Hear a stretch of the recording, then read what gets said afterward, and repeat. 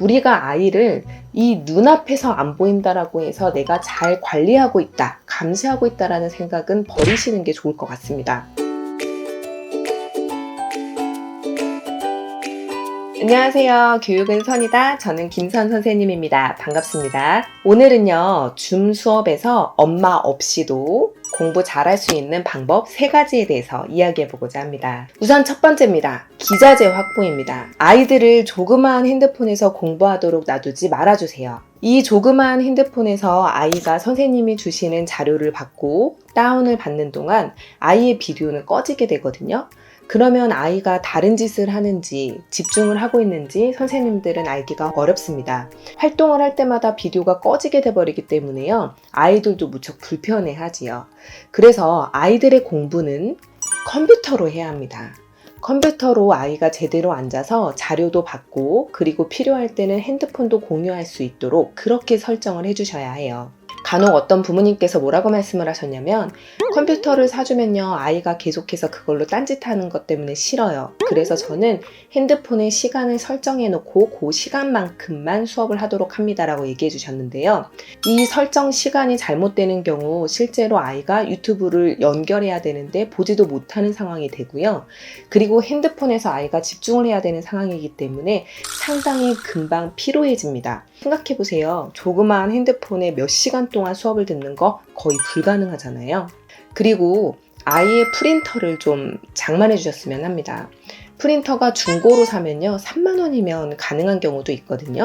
아이가 선생님이 주시는 학습지를 바로바로 프린트할 수 있는 상황이 되어야 학습 효율은 높아집니다. 와이파이 공유기를 설치해 주셔서 와이파이가 끊기지 않게 해주셨으면 좋겠어요.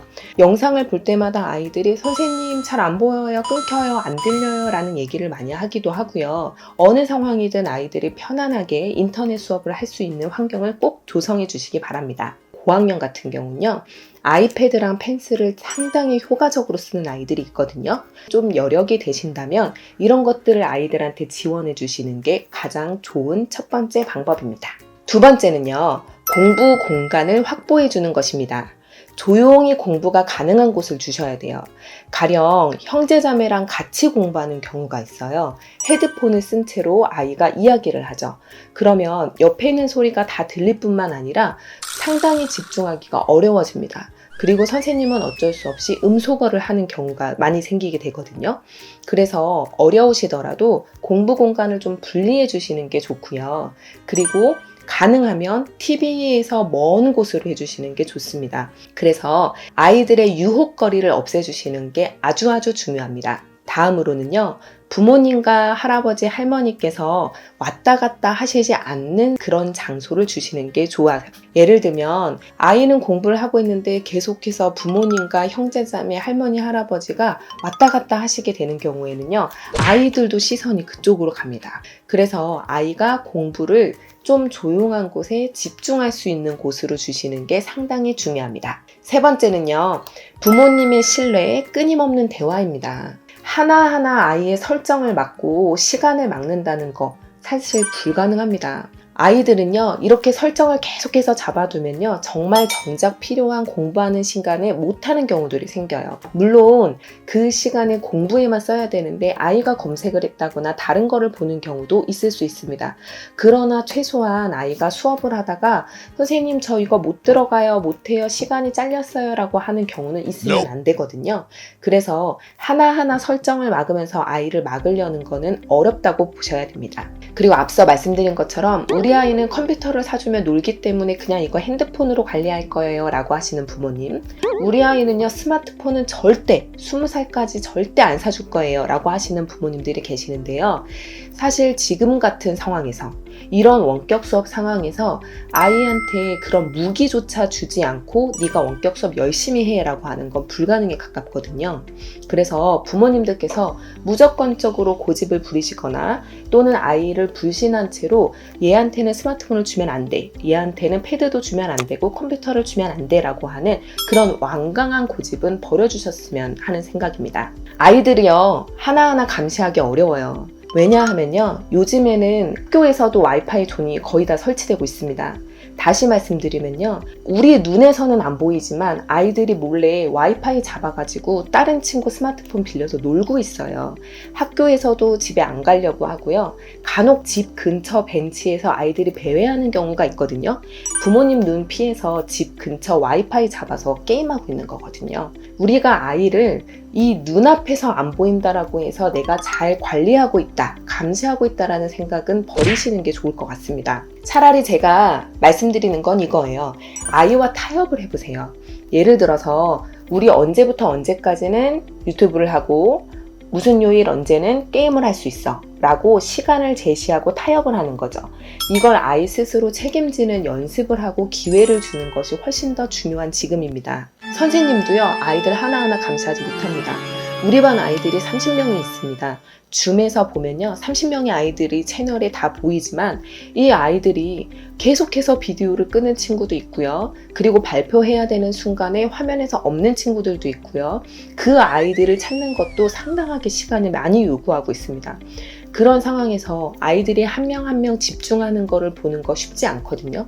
다시 말하면 선생님과 그 시간에 집중해야 한다라고 하는 규칙, 그리고 마음가짐을 갖는 것이 아이한테 훨씬 중요한 상황입니다. 그래서 아이가 스스로 자기 자신을 통제하고 조절하는 습관을 계속해서 부모님과 선생님이 길러줘야 하는 지금입니다. 무조건 하지마, 유튜브 안 돼, 게임 안 돼, 이거는요 불가능해요. 그래서 차라리요, 엄마 저 유튜브 10분만 볼게요, 엄마 저 유튜브 이것만 볼게요 라고 해서 아이가 제대로 부모님께 솔직하게 말하는 게 훨씬 더 중요해요. 다만 부모님께서 꼭 해주셔야 될 부분은 있습니다. 1시간을 하고 2시간을 하고 그 시간에 대한 문제보다 더 중요한 건 이 아이가 그 1시간 동안 무엇을 받느냐인 겁니다. 다시 말씀드리면 아이가 시간을 보냈던 그 컨텐츠가 뭔지를 찾아야 돼요.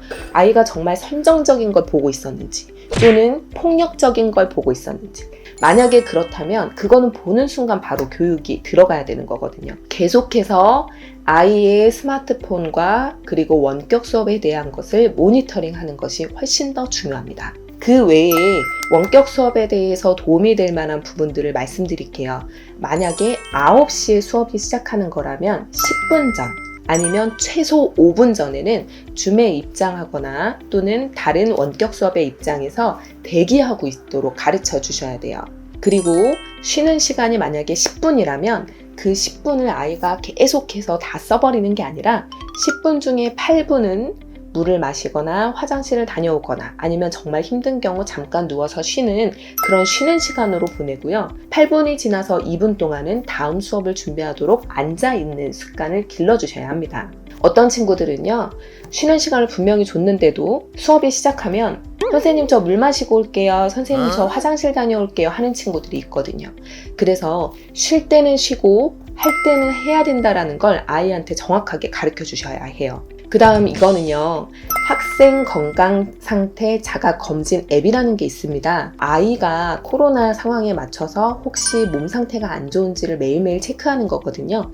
그래서 이걸 등교 전에 하게 되어 있는데 대부분의 아이들이 놓치는 경우가 많습니다. 부모님들께서 바쁘시기 때문이죠. 저 역시도 저희 아이 2명 다 이걸 아침마다 하거든요. 그래서 아침에 일어나면요, 습관적으로 그냥 스마트폰을 켜서 바로 아이의 건강 상태를 체크합니다. 이게 안 되면 선생님들께서는 수업 전에 다 계속해서 확인하시고 메시지 보내셔야 되거든요. 이것만 협조해 주셔도 선생님들께서 수업 중에 훨씬 더 도움이 되는 상황입니다. 그리고 오늘 아침에 일어나 보니까 아이가 조금 수업에 힘들 것 같다 하시면요, 바로 선생님께 메시지를 보내셔서 선생님이 수업 중에 아이 결석 부분을 확인하고 수업 중에 전화하는 일이 없도록 미리 문자 주시면 훨씬 더 우리 반 아이들이 집중할 수 있는 상황이 됩니다. 이렇게 부모님들께서 협조해 주셔서 수업에 전념할 수 있는 분위기를 만들어주는 것이 원격 수업에서 가장 중요한 부분이고요.